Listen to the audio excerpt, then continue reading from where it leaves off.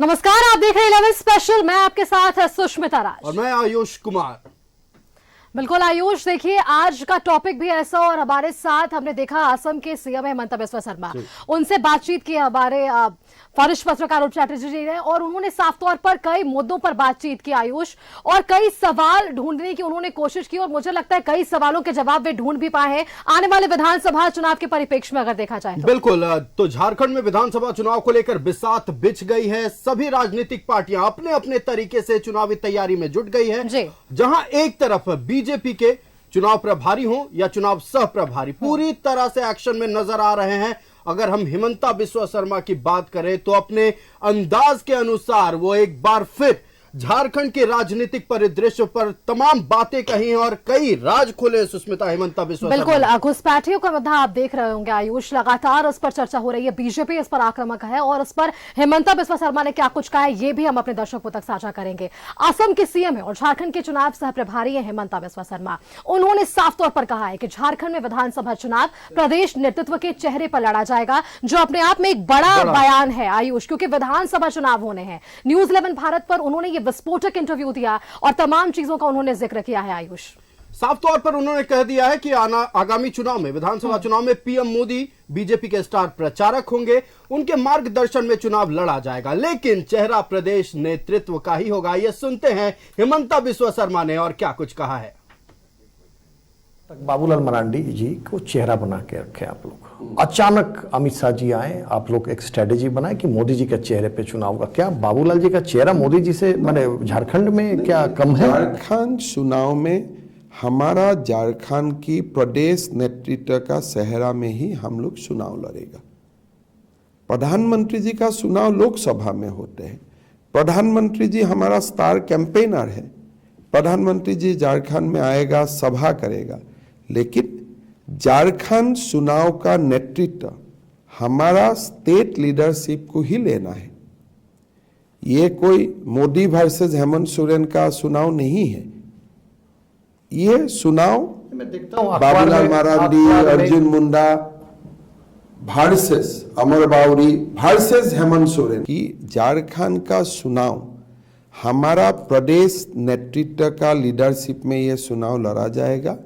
मोदी जी का मार्गदर्शन रहेगा, आशीर्वाद रहेगा, सहयोग रहेगा, लेकिन चुनाव प्रदेश का लीडरशिप को ही लड़ना है। अब तो झारखंड बीजेपी के चुनाव सह प्रभारी हेमंता बिस्वा शर्मा ने तो साफ कर दिया है कि प्रदेश नेतृत्व के चेहरे पर ही चुनाव लड़ा जाएगा, लेकिन इस वक्त बीजेपी एक मुद्दे को बहुत जोर शोर से उठा रही है सुष्मिता, बांग्लादेशी घुसपैठ का मुद्दा। असम के मुख्यमंत्री और झारखंड के चुनाव सह प्रभारी हेमंता बिस्वा शर्मा ने कहा है कि झारखंड की डेमोग्राफी बदल रही है।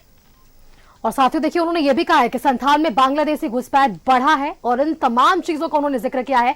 सबसे पहले देखिए उन्होंने घुसपैठियों के मुद्दे पर क्या कुछ कहा है आयुष, ये सुनाते हैं अपने दर्शकों को, और इसके बाद अपने गेस्ट से भी जरूर मिलवाएंगे। बिल्कुल। पेठिया आदिवासी संस्कृति को खत्म कर देगा और धीरे धीरे बाकी लोगों को भी माइनॉरिटी बना देगा। आप देखिए 30 साल पहले पाकुर का हालत क्या था, आज पाकुर का हालत क्या है। जो असम में 12-14 जिला में हुआ है, झारखंड में 5 जिले में इसको अभी दिखाई देते हैं। था, लेकिन जेएमएम अब कहती है, जैसे ही आप इस बात को उठाते हैं, या कांग्रेस कहती है तो भाई केंद्र में अमित शाह जी। नहीं, अमित शाह जी क्या कर सकते हैं? हम तो फेडरल गवर्नमेंट हूं। अगर हेमंत सोरेन जी हमें लिख देते हैं कि यह स्थिति को केंद्र सरकार संभाले, हमको नहीं संभालना है, तो हम संभालूंगा। लेकिन झारखंड स्टेट में आप जब 300 करोड़ पकड़ते हैं तब बोलते हैं ईडी को आप कहां से लेके आया। 35 करोड़ आपको पकड़ते हैं तब बोलते हैं ईडी कहां से ले आया। फिर हम अगर घुसपैठियों को पकड़ने जाएगा बोले ये तो एंटी मुस्लिम है।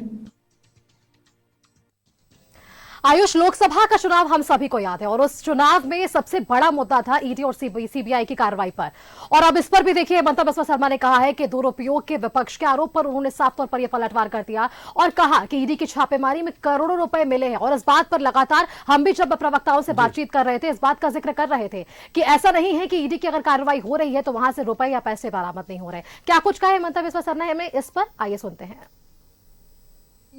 आपके लिए काम करता है। ईडी आपका एक टूल्स है, जो जेएमएम के लोग बोलते हैं, जो कांग्रेस के लोग बोलते हैं, क्या ईडी आपका टूल है? जेएमएम का लोग क्यों ऐसा बोलता है मेरा समझ में नहीं आता है।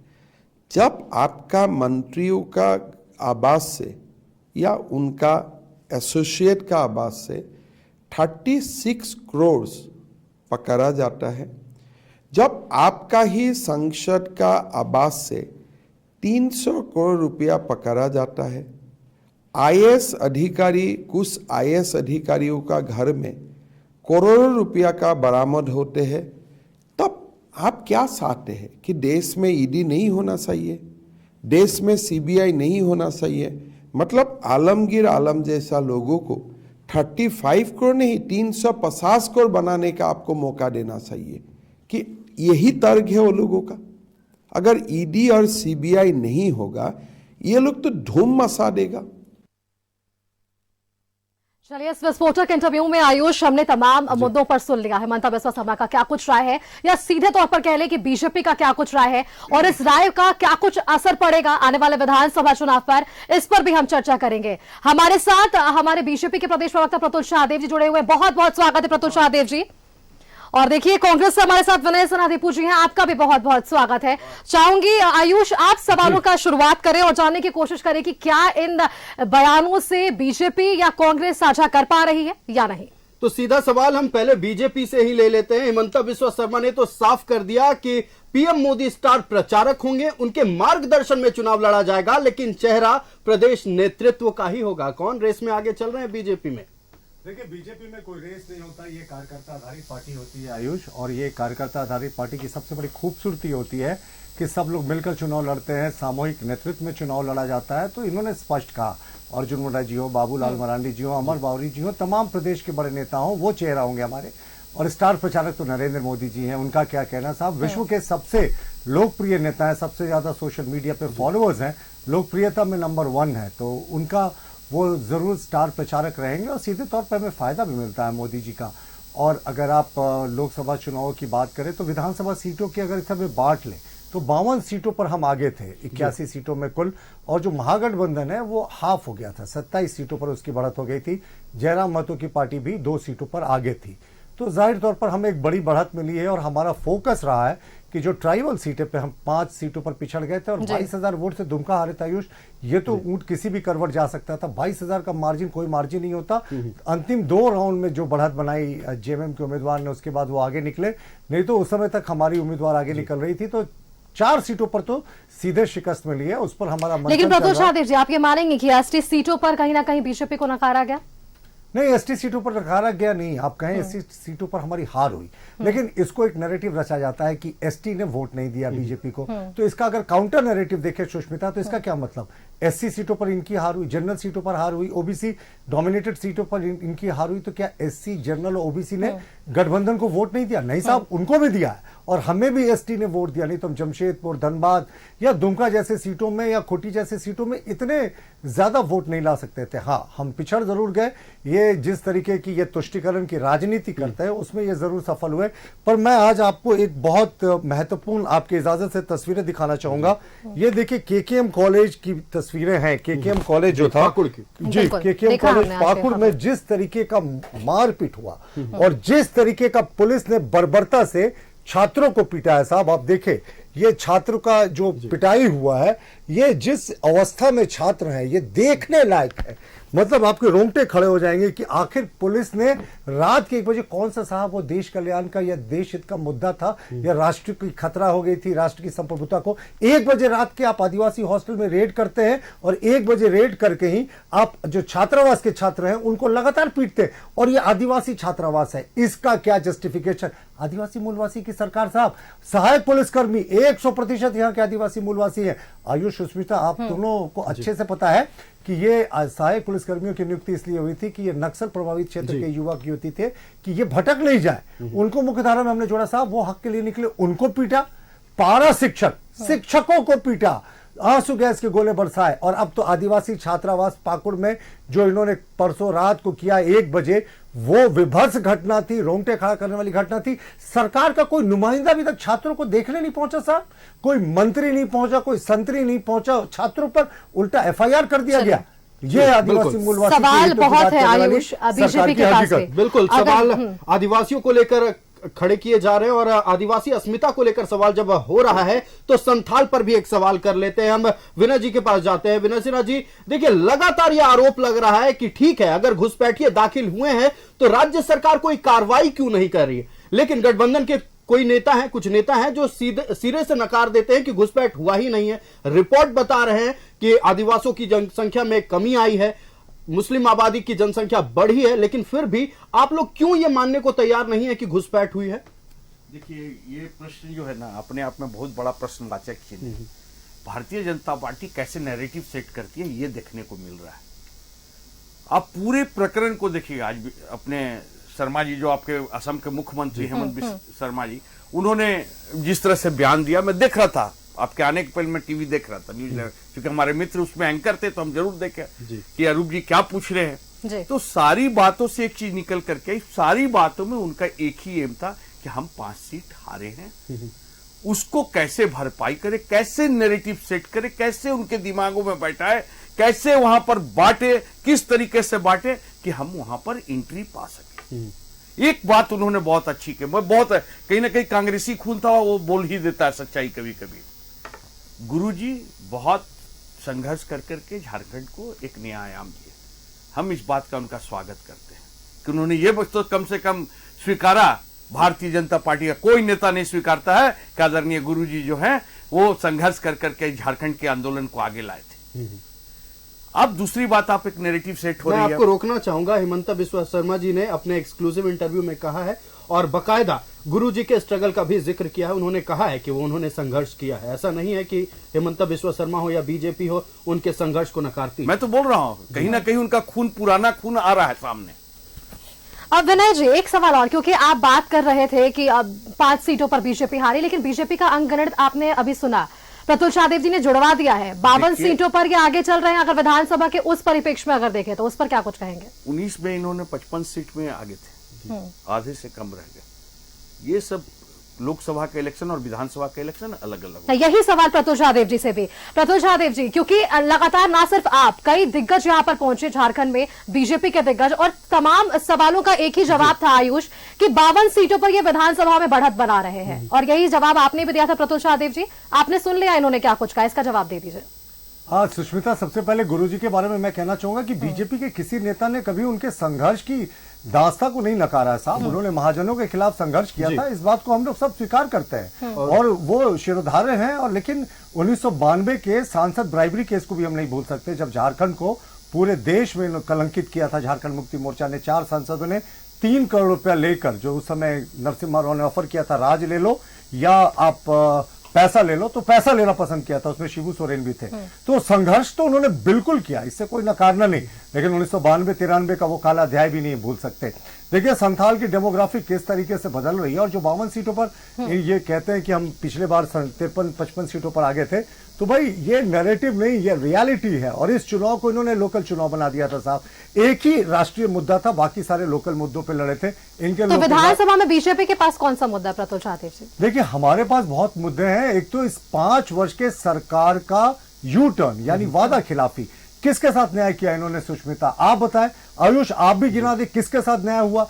5,000-7,000 रुपए बेरोजगारी भत्ता ग्रेजुएट्स और पोस्ट ग्रेजुएट्स को देना था, कहां मिला? नहीं मिला। जो चूल्हा भत्ता देना था महिलाओं को 1,500 रुपए का, किसी महिला को आज तक नहीं मिला। जो 5 लाख से 25 लाख नौकरियां होनी थी, इन्होंने खुद विधानसभा में लिखित उत्तर में स्वीकार किया। 17/12/2023 को अनंत ओझा जी के प्रश्न में सिर्फ 11,344 नौकरियां दी है हमने सरकारी, उसमें भी 5,000 पंचायत सचिव अभ्यर्थियों ने लड़ कर लिया था सुप्रीम कोर्ट से, जहां सरकार ने विरोध किया था। अगर आप रेप केसेस की बात करें तो 6400 से ज्यादा रेप केसेस इस सरकार के 4.5 वर्ष के कार्यकाल में हो चुके हैं। 4.5 वर्ष तक का ये आंकड़ा अभी तक उपलब्ध है, जो कि किसी भी कालखंड में सबसे ज्यादा है। 32 लाख किसान है साहब यहाँ रजिस्टर्ड, और 32 लाख किसानों में आपने चंद हजार किसानों का ऋण माफी कर दिया और 50,000 का राइडर जो था वो लगा दिया, 2 लाख तक का आपने राइडर नहीं लगाया। अंतिम में जब आपकी विदाई की वेला आ गई तो कहते साहब 2 लाख तक का लोन माफ करेंगे, श्वेत पत्र क्यों नहीं जारी करते? 2 इनकी योजनाएं और हैं जो मैं आयुष चर्चा करना चाहूंगा। अबुआ आवास, भाई मुख्यमंत्री जी कहते थे अपने चुनावी भाषण में कि सबका अपना रूम होगा, 3 रूम का घर, शौचालय अटैच। क्या हो गया? एक अबुआ आवास बता दे जो धरातल पर उतरा है। बल्कि हमारे नेता प्रतिपक्ष अमर बाउरी जी ने तो पत्र लिखकर मुख्यमंत्री जी से कहा जी श्वेत पत्र जारी कीजिए, एक अबुआ आवास नहीं हुआ। और अबुआ आवास की स्थिति यह है सुष्मिता, आयुष, कि 2023-24 का इन्होंने जो पैसा दिया था उसका सिर्फ पहला किश्त दिया है और 2024-25 में जो इन्होंने प्रावधान किया है अबुआ आवास का, उसका एक भी किश्त रिलीज नहीं किया। अब बात आता है और फाइनल पॉइंट गुरुजी क्रेडिट योजना आपको याद होगा, 1-1.25 महीने पहले बहुत फैनफेयर से लॉन्च हुई थी कि 15 लाख तक का ऋण जो है वो स्टूडेंट्स को सिर्फ 4% इंटरेस्ट पे मिलेगा। एक विद्यार्थी को बता दे, या बैंकों पे जाने पे लोग कहते हैं कि HDFC बैंक इनका सवालों की सूची सामने रख एक भी बैंक के पास कोई खाका नहीं आया कि लोन कैसे देना है। तो हम जवाब ले लेते हैं। विनय जी, एक सवालों की फहरिस्त प्रतुल शाहदेव जी ने आपके सामने रख दी है। अबुआ आवास योजना हो उस पर भी सवाल खड़े हो रहे हैं। अगर हम बात कर ले बेरोजगारी भत्ता की, उस पर भी सवाल खड़े हो रहे हैं। अब सरकार का अंतिम दिन चल रहा है, मतलब इस कार्यकाल का, ऐसे में क्या काम किया गया आप लोगों के द्वारा? और सवाल कंप्लीट कर लेते हैं। अब जब अबुआ आवास की बात आ रही है, आप लोग कहते हैं कि हमने किस्त जारी कर दिया है, किस्त की राशि भी मिल रही है, पहली दूसरी किस्त लाभुकों को दे दी गई है, लेकिन बार बार जब सवाल खड़ा किया जाता है बीजेपी की ओर से कि अबुआ आवास को लेकर काम कहां तक पहुंचा है, इस पर आप लोग मौन हो जाते हैं। देखिए, मैं एक बात बताऊं, आपके चैनल पे प्रश्न नहीं लगा रहा हूं, आपके चैनल ही ये सब बातों को दिखा रहा है डेली। मैं भी देख रहा हूं, आप भी देख रहे हैं तो दिखेगा कि कैसे काम हो रहा है, कैसे काम हो रहा है। और आपके एंकर भी बता रहे हैं कि सरकार किस तरीके से काम कर रही है। भारतीय जनता पार्टी के प्रवक्ता लोग का परसेप्शन नैरेटिव सेट करने का एक आदत। तो हमारे ही चैनल ने खबर दिखाया विनय जी, सहायक पुलिस कर्मियों की खबर हमने दिखाई प्रमुखता से। आप लोगों ने वादा किया कि उनकी मांगों को आप कैबिनेट में रखेंगे, वहां पर भी उनके साथ वादा खिलाफी, इस पर क्या कुछ कहेंगे? नहीं, ऐसा कोई वादा चर्चा हुई है, उसको तय होगा। अभी ऐसा थोड़ी नहीं कहा हमारा कट अपडेट। लेकिन वादा तो ये किया गया था ना कि कैबिनेट में इनकी मांगों को सम्मिलित किया जाएगा। चर्चा हुई होगी, मैं कैबिनेट का मेंबर नहीं हूं, मैं वहां नहीं था, लेकिन जरूर चर्चा हुई होगी। वो नहीं आ पाया होगा, फिर अगली बैठक में हो जाएगा। कैबिनेट की मीटिंग तो अगली बैठक कब? आपको नहीं लग रहा है सहायक पुलिस कर्मियों के लिए एक एक दिन भारी पड़ रहा है, 4 फीट के तंबू में उन्हें जिंदगी बितानी पड़ रही है। आप उनकी मुश्किलों को समझ सकते हैं? नहीं, मैं समझ रहा हूं। मैं एकदम निश्चित रूप से आपके माध्यम से, आपके टीवी के माध्यम से सरकार से अपील भी करूंगी, उनकी जो भी है उसको घोषणा जल्द से जल्द करें। ये कांग्रेस पार्टी का समय मुझे लगता है कि खत्म हो गया है आयुष, क्योंकि अब समय बेहद कम है सरकार। अबुआ आवास पर सवाल किया गया था, गुरुजी क्रेडिट कार्ड। देखिए, अबुआ आवास पे अब इनको बोलने का कोई हक है नहीं। ये तो फिर मैं ले जाऊंगा पीछे, तो बोलेंगे कि रघुवर दास की जो हाथी उड़ाने वाली योजना थी वो चली आएगी। बेंगलोर में जाकर के 2-2 हजार का नौकरी कर रहे थे, गार्ड और स्वीपर और क्या क्या चीज का नौकरी हमारे झारखंड के भाई बहनों को दे रहे हैं। तो ये सब बातें ये लोग ना करें। मीठी मीठी बातें करना और बड़ी बड़ी बातें करना और परसेप्शन नैरेटिव सेट करना, यही लोग का काम है पूरे देश में। अभी क्या हो गया देखिए, एक बहुत हम मिस कर गए, अभी मैं उसको पूरा कर लेता हूं। भारतीय जनता पार्टी ने अपने सह प्रभारी के माध्यम से एक घोषणा किया, यहां मोदी जी का चेहरा पे हम नई इलेक्शन लड़ेंगे। मालूम है इनको, इंटरनल सर्वे करा है कि 18 से 22 सीट के बीच में इनको आ रही है। तो कैसे मोदी जी के नाम पॉजिटिव साइड क्यों नहीं देखते हैं कि प्रदेश के चेहरों को? मैं कहा मान रहा हूं, हमारा चेहरा हेमंत सोरेन जी है, हमारा चेहरा गठबंधन का हेमंत सोरेन। हम लोग डंका के चोट पर बोलते हैं कि हमारा चेहरा हेमंत सोरेन जी है, हम ये तो नहीं बोलते। लेकिन आप पूरे राष्ट्र के जो इलेक्शन हुए हैं विधानसभा के, वहां पे बोलते थे ये लोग नहीं, हमारा चेहरा मोदी जी हुआ करेंगे। क्यों झारखंड में मोदी चेहरा नहीं है? आप स्टेट, अच्छी बात है, स्वागत योग्य बात है, लेकिन आप क्यों भाग रहे हैं? ये भी एक प्रश्नवाचक है। सवाल का जवाब प्रतुल जी। देखिए, सबसे पहले हमारा इंटरनल सर्वे हुआ, हम लोगों को नहीं पता, लेकिन मेरे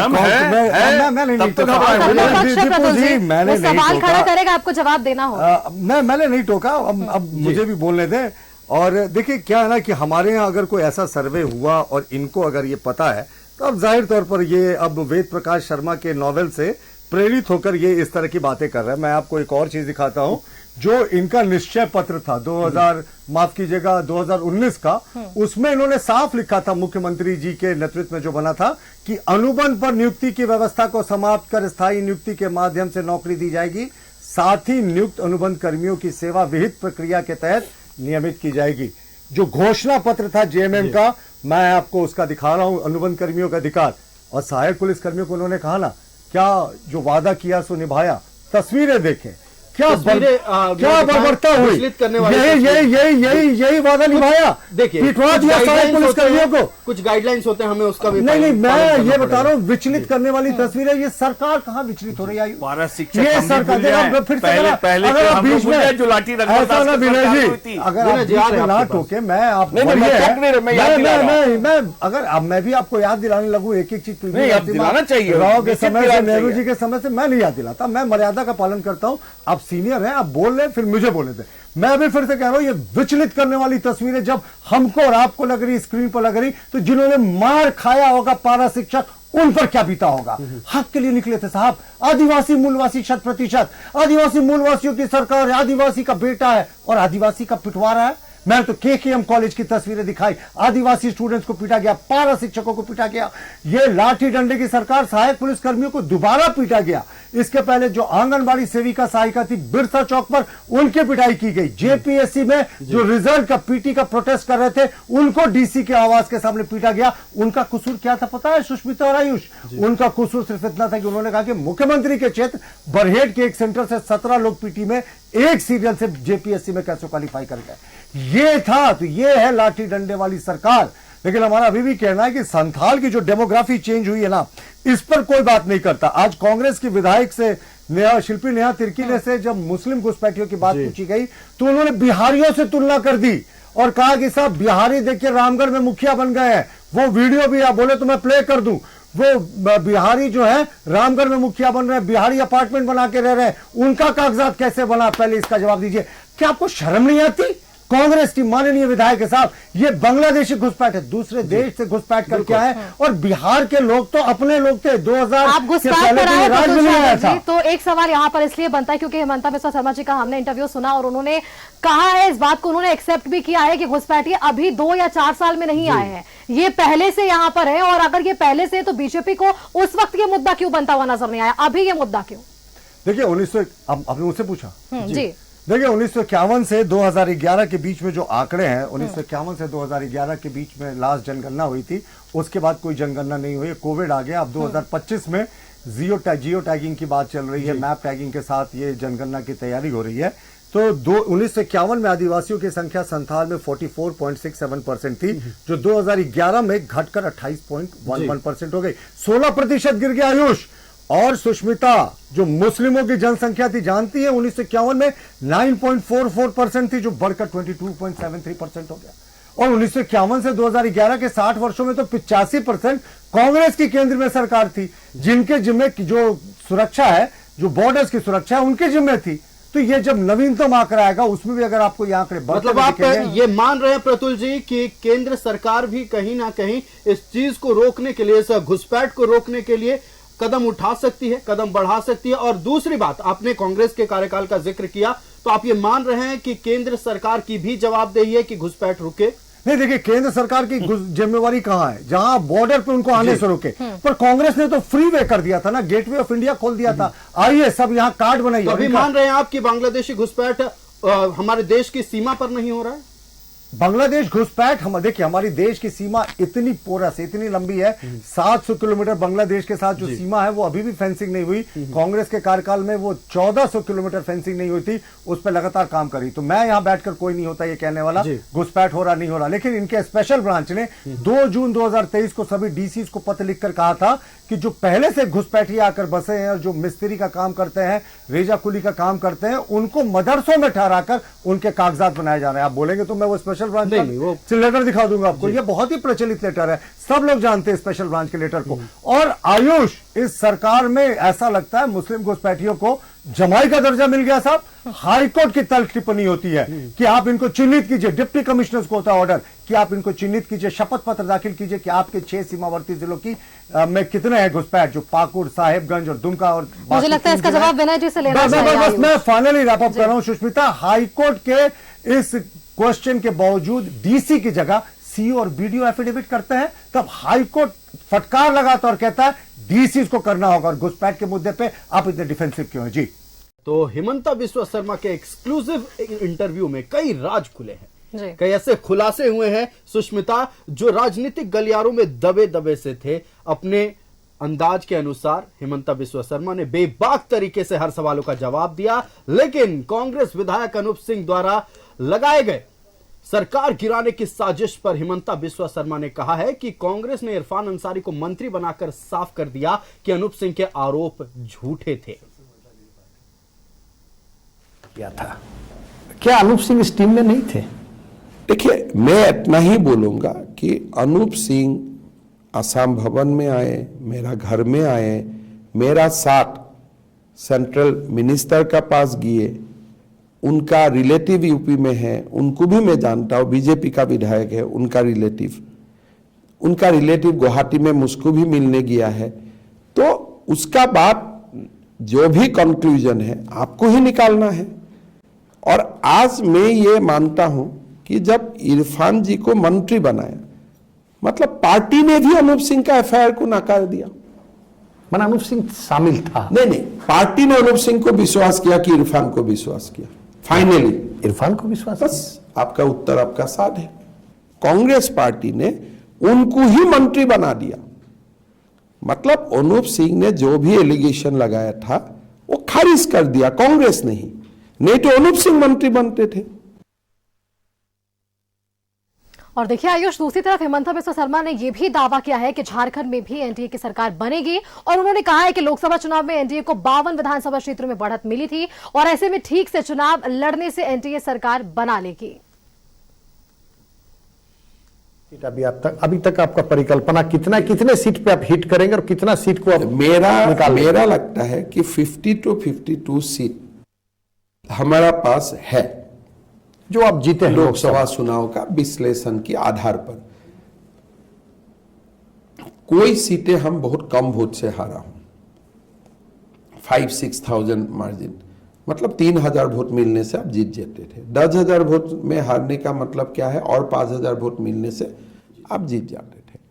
विधानसभा चुनाव थोड़ा अलग ढंग से लड़ा जाता है, उसमें हमारा भी लॉस हो सकता है, जेएमएम का भी लॉस हो सकता है, कांग्रेस का भी लॉस हो सकता है, प्रॉफिट भी हो सकता है।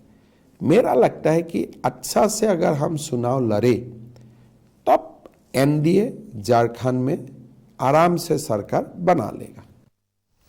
अब चलिए अच्छे से किस तरीके से एनडीए चुनाव में जो है सरकार बना पाएगी, अब ये देखेंगे हम भी। आयुष, हमारे साथ गेस्ट जुड़े हुए हैं, विनय सिंह जी जुड़े हुए हैं और साथ ही साथ प्रत्युष शाहदेव जी हमारे साथ जुड़े हुए हैं। विनय सिन्हा जी से सवाल मैंने पूछा था ब्रेक पे जाने से पहले।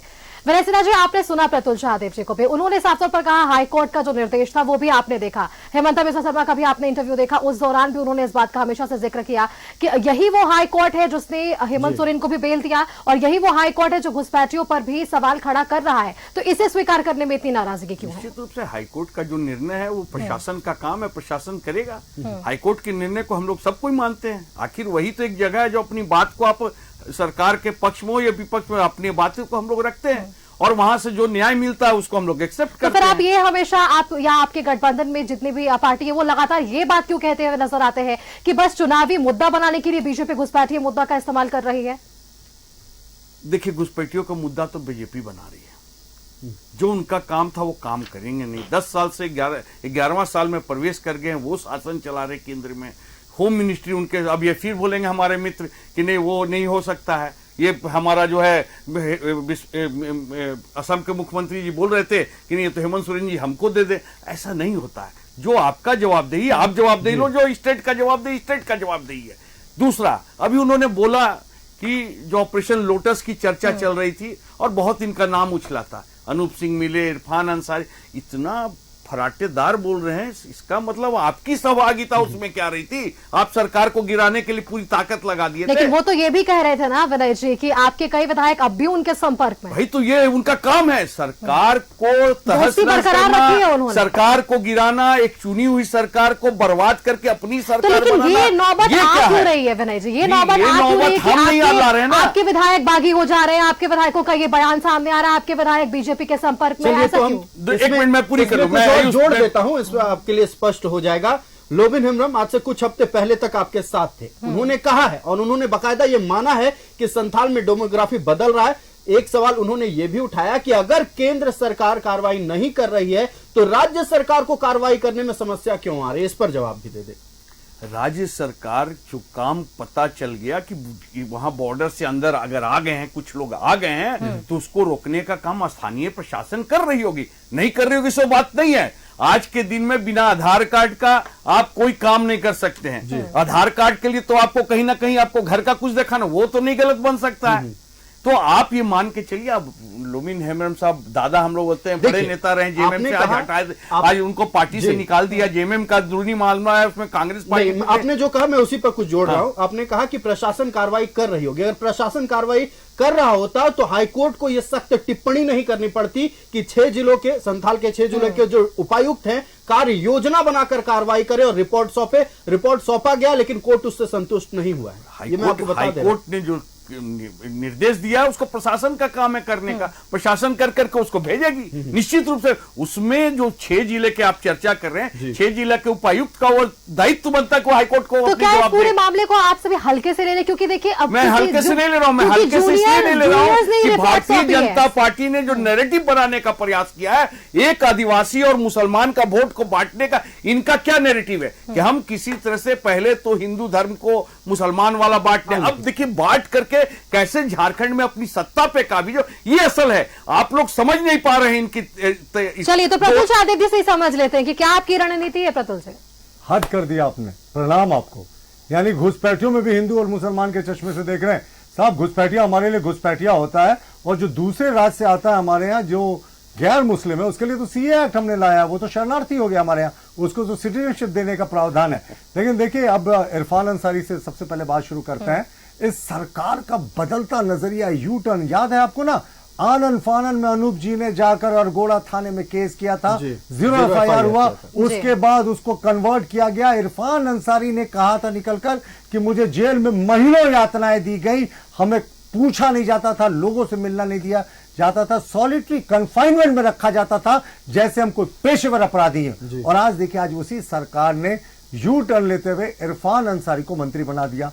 तो अनूप सिंह या तो उस समय गलत थे जो अनूप सिंह ने एफआईआर किया, तो कांग्रेस क्या कार्रवाई करेगी उन पर?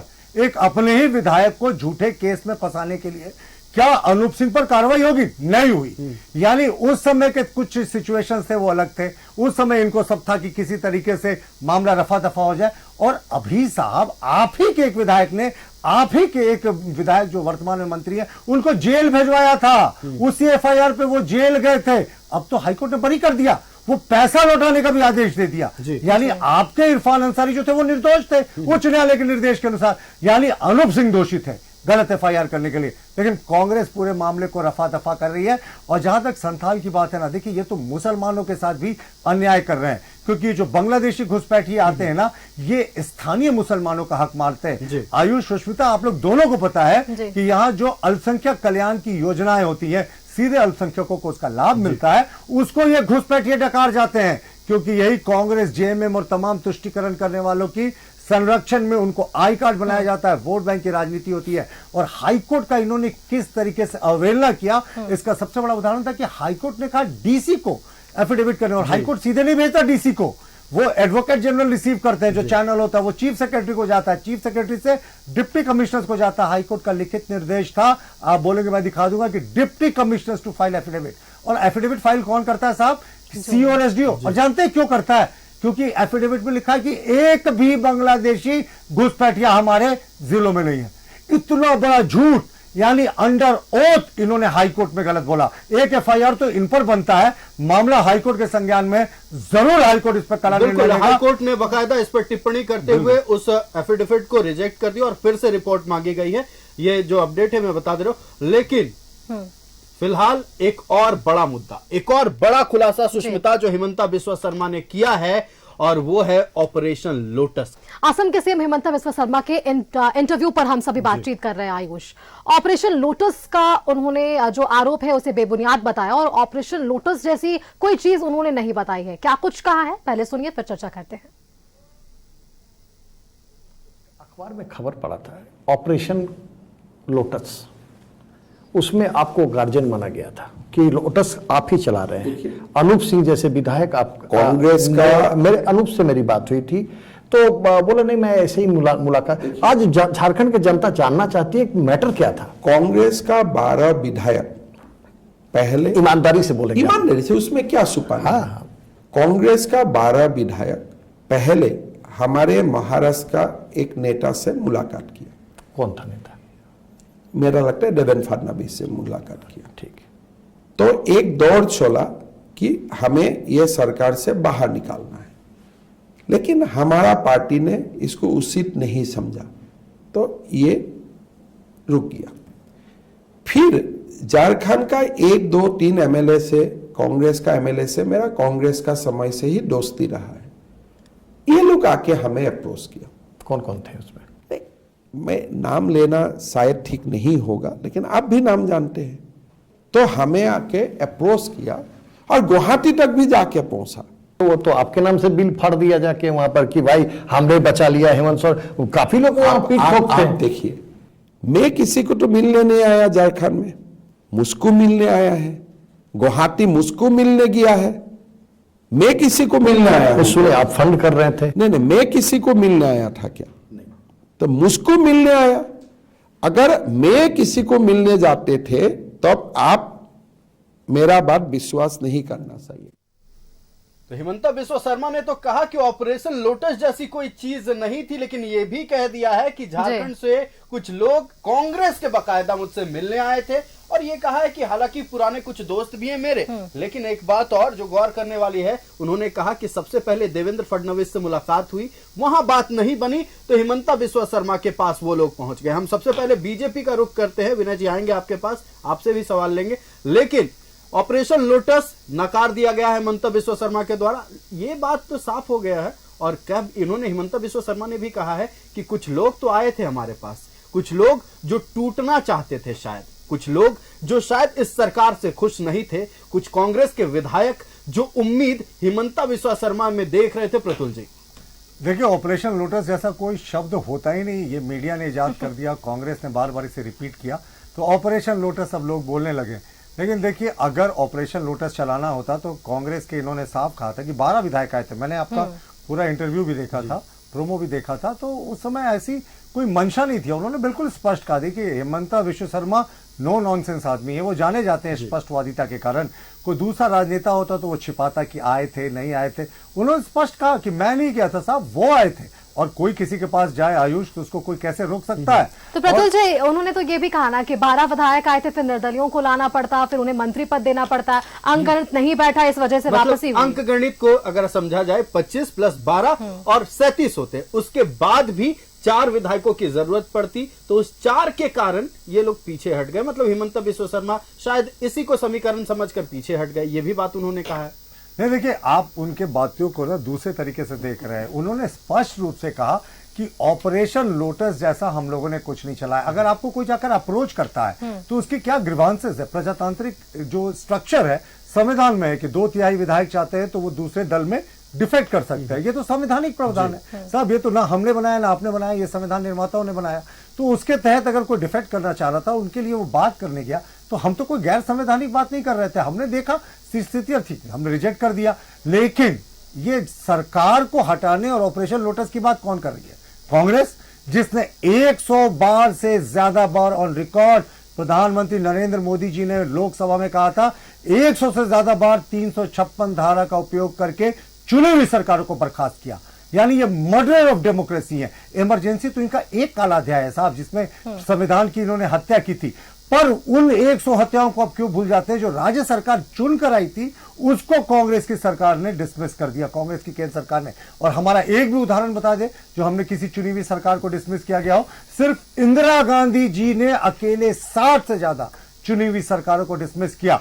मैं नेशनल चैनल पे बिल्कुल आपके यहाँ जिम्मेवारी से बोल रहा हूं, ये लोकसभा में दिया गया प्रधानमंत्री जी का वक्तव्य है। तो चुनी हुई सरकारों को डिसमिस करने वाले, इमरजेंसी लगाने वाले, सरकार को अपदस्थ करने वाले, समय से पहले हटाने वाले आज ऑपरेशन लोटस की बात कर रहे हैं। ये तो गजब की बात हो गई ना सुष्मिता। विनय जी जल्दी से सवाल ये हमको बहुत अच्छा लग रहा है असम के मुख्यमंत्री बोलते ज्यादा हैं, बोलते बहुत ज्यादा हैं और सच बोलते हैं, लेकिन उनके अंदर की भावना जो है ना वो व्यक्त कर दे रहे हैं। उन्होंने पूरे ऑपरेशन लोटस को आपके चैनल पर बता दिया झारखंड के लोगों को कि खरीदने का प्रयास किए थे, हमारे विधायकों को लोभ दिए थे, हमारे विधायक अगर मिलने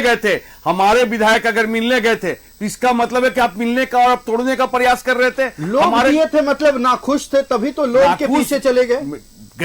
जब ये बोल रहे हैं तो गए। अगर गए, एक मिनट मैं पूरी कर लूं। अगर ये बोल रहे हैं कि कुछ विधायक मिलने आए, हमारे पुराने कांग्रेस के साथी थे वो मिलने के लिए आए, तो इतना बड़ा ऑपरेशन आपने मध्य प्रदेश में क्या किया, आपने बहुत सारे स्टेट गवर्नमेंट में क्या किया। तो विनय जी, आपको 5 साल के लिए चुना नहीं जाता है, आप वेट कीजिए, आप काम कीजिए। आप अभी तक इन्होंने एक चर्चा नहीं किया होगा कि हम झारखंड के विकास में हम 5 साल में हमारा आगे का रोड मैप क्या है। ये बात क्या किए, डेमोग्राफी चेंज हो रहा है, हमने ऐसे किया, मुसलमान ऐसे हो गया, आदिवासी ऐसे हो गया। यही परिस्थिति विधानसभा में भी देखने को मिलेगी। कर दिया विनय जी, यही परिस्थिति विधानसभा में भी देखने को मिलेगी। ऑपरेशन ऑक्टोपस नहीं, माफ कीजिएगा, लोटस अगर वापस से आता है तो क्या आपके विधायक वापस से इधर जाएंगे? क्योंकि विधानसभा नहीं जाएगा। ये पूरा प्रयास किए थे लोभ देने का। अगर हमारे विधायकों को जाना होता, आपने लोभ का जिक्र किया, लेकिन इन्होंने प्रयास जरूर किया था भारतीय जनता पार्टी ने। और झारखंड की जनता ये देख रही है कि एक आदिवासी मुख्यमंत्री को कैसे आप पद मतलब गिराना चाहते थे, और अभी आदिवासी को मुस्लिम लड़कियों के साथ कैसे आरोप किस तरीके से ये बर्बाद करने का पूरा झारखंड को इन्होंने ठेका ले रखा है। एक बात जो हिमंता बिस्वा शर्मा जी ने कहा है, उस बात को भी गौर करना होगा ना, चूंकि राजनीतिक इतिहास हिमंता बिस्वा शर्मा जी का कांग्रेस से जुड़ा रहा है। ये कहते हैं, हिमंता बिस्वा शर्मा जी कह रहे हैं कि अभी भी कांग्रेस में कोई नाराज होता है तो मेरी तरफ रुख करता है। ऐसा क्यों हो रहा है? मतलब कांग्रेस में कोई नाराज हो रहा है तो तारनहार के तौर पर। आयुष जी, आप सीनियर अब हो गए हैं जर्नलिस्ट, आप यहाँ बैठ रहे हैं, हम लोग से बात कर रहे हैं। आप समझिए, इलेक्शन का समय है, अगर वो इस तरह की बातें अगर नहीं करेंगे तो कैसे हम एक नैरेटिव सेट करने का आप समझिए इस बात को। ये सब किस तरह के राजनीतिक है? ये सब सत्ता के भूखे हुए लोभी है। ये लोग किसी तरह से सत्ता को हड़पना चाहते हैं, किसी भी बढ़िया सरकार को चलने देना नहीं चाहते। एक आदिवासी मुख्यमंत्री को कैसे जेल भेजा, ये झारखंड की जनता देख रही है। तो ये सब सांसद राहुल गांधी पर भी बयान दिया था, ये आपने सुना नहीं होगा। ये हम अपने पीसीआर से रिक्वेस्ट करना चाहेंगे कि सांसद राहुल गांधी को उन्होंने एक फेक आदमी बताया। क्या कुछ कहा है उन्होंने? आइए पहले इस पर सुनते हैं, फिर आपसे चर्चा करेंगे। आदमी वो क्या दूसरे के बारे में बोले, सुनाइए उस बयान को। राहुल जी कहां से छपवाया? देखिए, संविधान तो मैं भी एक कॉपी लेके आया हूं। वो संविधान में अंदर में क्या लिखा है आप जानते हो? तो ये आप कहां से खरीदने चले गए? मैंने आज खान मार्केट से खरीद के। अच्छा, आप एक बात बताइए, आप एक बात, इसलिए मेरा उत्सुकता था। अंबेडकर जी ने, राहुल गांधी का कुछ भी मुद्दा होता है आपका बड़ा उत्सुकता होता है, बिकॉज इतना फेक आदमी जो इतना ऐसे घूम सकता है, टोटली फेक। यही मैं बोला ना, ये दिखा रहा था, लेकिन कभी पढ़ा नहीं उन्होंने ये कॉन्स्टिट्यूशन को, कि कॉन्स्टिट्यूशन का अंदर में ही, ये बुक का अंदर में ही इंदिरा गांधी का पूरा। तो इसको लेकर आप ये संविधान का कॉपी लेकर आप झारखंड घूमेंगे? झारखंड में दिखा दूंगा। अभी आप घूमेंगे लेकर? अभी तो मैं ये दिखाऊंगा। आप दिखाएंगे? हाँ। और राहुल गांधी बोलेंगे ये फेक लेके घूम। ये फेक कैसे? आपका पास तो वीडियो फुटेज है, EBC लिखा हुआ है। मैं तो राहुल गांधी जी से भी अब पूछूंगा जी भाई। आप पूछिए, अगर आपको इजाजत देते हैं पूछने के लिए। नॉर्मली तो हम लोग जैसा लोगों को पूछने का अधिकार नहीं होते हैं, लेकिन आप अगर भाग्यशाली है तो आप पूछ लीजिए। तो राहुल गांधी के ऊपर असम के मुख्यमंत्री हिमंता बिस्वा शर्मा ने बहुत तल्ख टिप्पणी की है। असम के सीएम हिमंता बिस्वा शर्मा ने कहा है कि कांग्रेस के कई विधायक भी संपर्क में थे, जिस बात का हमने जिक्र किया। उन्होंने कहा कि कांग्रेस के ही विधायक उनसे मिलते हैं। हिमंता ने कहा है कि कई विधायकों ने मिलकर फोटो भी खिंचवाई। आइए सुनते हिमंता ने और क्या कहा। कोई बड़े बड़े नेताओं से हमारी बात हो रही थी, एक आध JMM के नेताओं से भी बात हो रही थी। काफी लोग कह रहे हैं कि बहुत लोग आपके टच पे है। देखिए, मेरा साथ JMM के बहुत बड़े नेता आपके टच पे। देखिए, JMM का नेता मेरा टच में कितना है मैं नहीं बोलूंगा, लेकिन कांग्रेस का नेता हमारा टच में हमेशा रहता है। आपको उसी के लिए जाना जाता है कि आप नहीं, लेकिन वहां में स्थिति ऐसा नहीं है। अभी तीनों पार्टी सेट है, इसको उठा के ले आइए, इसको उठा के ले आइए, वो स्थिति नहीं है। और हमें एक गरिमा में ही चुनाव लड़ना है। चलिए बिना समय गवाए सीधे अपने गेस्ट की ओर रुख करते हैं और विनय जी से सवाल। विनय जी, आप बहुत कुछ कहना चाह रहे थे, समय बहुत कम है, क्या कुछ कहेंगे? क्योंकि सीधे उन्होंने राहुल गांधी को एक फेक आदमी बता दिया, इमरजेंसी का भी उन्होंने जिक्र कर दिया, आपके विधायकों पर भी सवाल खड़े कर दिया। अंतिम सवाल और सही से जवाब। जो आदमी राहुल गांधी का और सोनिया गांधी का और इंदिरा गांधी का जिंदाबाद करते जिंदगी कटी हो, वो फेक आदमी बोल रहा है। उसके कैरेक्टर को देखिए, वो इसलिए बोल रहा है कि असम का मुख्यमंत्री नहीं बनने दिया गया था। गोगोई जी को 3 बार लगातार मुख्यमंत्री बने थे, उनके नाम पर इलेक्शन हम लोग जीते थे। तो ये फेक है कि राहुल जी हम लोग के तो चुनाव का प्रभारी है बीजेपी के, उनके बातों को ध्यान में रखना होगा विनय जी। कोई ऐसा फेक आदमी झारखंड में चलेगा ही नहीं। झारखंड के लोग ऐसे फेक आदमी को क्या एक्सेप्ट आप ही करेंगे? के गठबंधन के विधायक और नेता कहने वाले ना कि इन 2 प्रमुख नेताओं को झारखंड में इसलिए लाया गया क्योंकि आप लोगों को डर है। हम लोग को, उनको डर है हम लोगों से। जी। ये 2 आदमी दोनों भ्रष्टाचारी को ला करके यहाँ पटक दिया है। और यही हमारे आदरणीय प्रधानमंत्री मोदी जी, जो देश नहीं पूरे वर्ल्ड में सबसे ज्यादा चर्चित है, फेमस है, वो इनके खिलाफ बयान दिया था कि सबसे बड़ा भ्रष्टाचारी है। चलिए बिल्कुल, तो आरोप देखा मध्य प्रदेश का, वो महत्वपूर्ण सवाल बीजेपी से ले लेते हैं, वक्त की कमी है। हिमंता बिस्वा शर्मा ने जो एक बात कही है प्रतुल जी, वो गौर करने वाली है, क्योंकि उन्होंने कहा है कि पहले हमें जाति नहीं, एक हिंदू की तरह चीजों को देखना होगा। जो घुसपैठ हो रहे हैं उस पर रोक लगाना होगा। और साफ तौर पर कहा है कि चाहे गलती किसी की भी रही हो, चाहे किसी के कार्यकाल में घुसपैठियों के एंट्री रही हो, लेकिन अभी वक्त राजनीति का नहीं है। अभी अगर झारखंड को बचाना है तो एक मुश्त होकर, साथ मिलकर इनके खिलाफ लड़ना होगा। इस पर आप क्या कहिएगा? आखिरी टिप्पणी। देखिए, हिमंता बिस्वा शर्मा जी ने बिल्कुल सही कहा, घुसपैठ जो है वो बहुत बड़ी चुनौती है। और हमारा मानना है कि जो इंडियन फॉरेनर एक्ट 1947 है, उसके सेक्शन 42A में स्पष्ट रूप से उल्लेखित है कि जो घुसपैठियों को चिन्हित करके उनको बाहर करने के लिए केंद्र से समन्वय बनाने की जिम्मेवारी जो है वो जिले के डिस्ट्रिक्ट मैजिस्ट्रेट कम डिप्टी कमिश्नर की होती है। तो राज्य सरकार ये क्यों नहीं कर रही है, ये समझना बहुत ज्यादा रॉकेट साइंस के ज्ञान की आवश्यकता नहीं। सब सिर्फ वोट बैंक। और मैं एक फाइनल बात कह रहा हूं कि इन्होंने राहुल गांधी के बारे में अभी कहा कि राहुल गांधी, इंदिरा गांधी, सोनिया गांधी जिंदाबाद करके हेमंत बिस्वा शर्मा यहां तक पहुंचे। देखिए, ये इनके पार्टी का कल्चर है। हमारे यहाँ पार्टी का जिंदाबाद करके लोग आगे बढ़ते हैं, व्यक्ति विशेष का नहीं। और राहुल गांधी अलग-अलग चश्मों से अलग-अलग परिदृश्य को देखा जा रहा आपकी ही है। पार्टी है जो ये कहती है आपकी बार फिर से मोदी सरकार, तो ऐसा बोलना बिल्कुल भी ठीक नहीं होगा कि आप किसी एक विशेष व्यक्ति के बारे में जिक्र कर रहे हैं या नहीं। बिल्कुल आयुष। बिल्कुल, देखिए, तो तमाम राजनीतिक पार्टियां अपने अपने स्टार प्रचारकों को, अपने अपने स्टार को आगे रखती है और ये हमेशा से होता है, कोई नई बात इसमें नहीं है। लेकिन फिलहाल विधानसभा चुनाव के मद्देनजर हिमंता बिस्वा शर्मा ने जो राज खोले हैं, आने वाले 3 महीनों में इन सभी राजों को लेकर राजनीति होगी। और इन राज को लेकर शायद हो सकता है कि कुछ विधायक जिनके नाम का जिक्र हुआ है अपनी ही पार्टी से नाराज हो जाएं। और ये सारी चीजें राजनीति में बिल्कुल आयुष, क्योंकि देखिए चुनाव सर पर है और क्या राजनीति में रणनीति बनती हुई नजर आएगी, ये हम सब देखेंगे। और विधानसभा चुनाव में उन 52 सीटों का जो बीजेपी जिक्र कर रही है उस पर बढ़त वे यहां भी बनाते हैं, या जो जिक्र लगातार INDIA कर रहा है वो हमें देखने को मिलेगा। फिलहाल तो हिमंता बिस्वा शर्मा के बयानों पर, उनके द्वारा कही गई बातों पर चर्चा करने के लिए हमारे साथ आज हमारा पैनल जुड़ा हुआ था। बीजेपी से हमारे साथ प्रतुल शाहदेव जी थे, आपका बहुत धन्यवाद न्यूज 11 भारत को समय देने के लिए।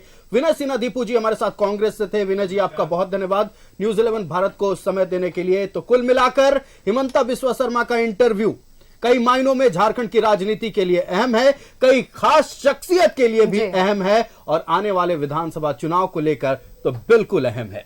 बिल्कुल। और देखिए, ये सिर्फ आज का मुद्दा नहीं है। घुसपैठ पर अगर हम जिक्र कर रहे हैं आयुष, और घुसपैठियों के साथ साथ आदिवासियों के हित की बात कर रहे हैं, तो ये आप और हम ये इसी टेबल पर बैठते हैं जब चुनाव नजदीक होता है। उस वक्त ये तमाम मुद्दे जरूर गरमाते हैं, लेकिन इन मुद्दों के साथ क्या राजनीतिक पार्टी आगे बढ़ पाएगी? इन मुद्दों के साथ क्या जनता के बीच अपना समन्वय वापस से, बीजेपी जो ST सीटों पर उन्होंने अपनी सीट खोई है उस पर समन्वय बना पाएगी? ये एक बड़ा सवाल। और क्या INDIA वापस से अपना कार्यकाल दोहरा पाएगा? इन्हीं सवालों के साथ आपने देखा है कि किस तरीके से पिछला 5 साल या 4 साल कह सकते हैं सरकार का बीता है आयुष। बिल्कुल, तो कई राजनीतिक उठापटक देखने को मिली, कभी कोई आगे कभी कोई पीछे चल रहा था, लेकिन आने वाले 3 महीनों में साफ हो जाएगा कि अगला कार्यकाल किस सरकार का होगा, क्या इंडी गठबंधन या NDA, ये तो खैर वक्त बताएगा। सुष्मिता और मेरे साथ है इस खास पेशकश में फिलहाल इतना ही। मुझे दीजिए इजाजत। देखते रहिए न्यूज़ 11 भारत। नमस्कार।